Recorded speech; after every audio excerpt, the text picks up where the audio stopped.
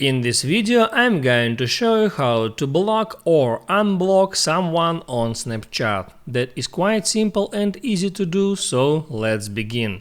And first, open up your Snapchat, hit on your profile icon and there hit on My Friends. Now here you can select a friend that you want to block. Let it be that person, hit on that profile picture and there hit on three dots. Now here tap on Manage Friendship and there you can hit block and confirm it by hitting on block again.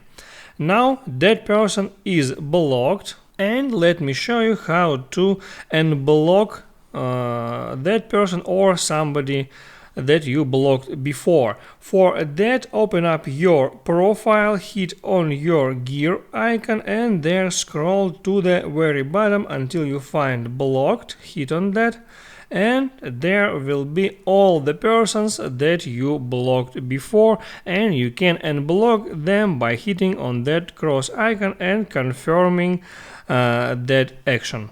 That's how it works, guys. Don't forget to hit the like button and subscribe to my channel.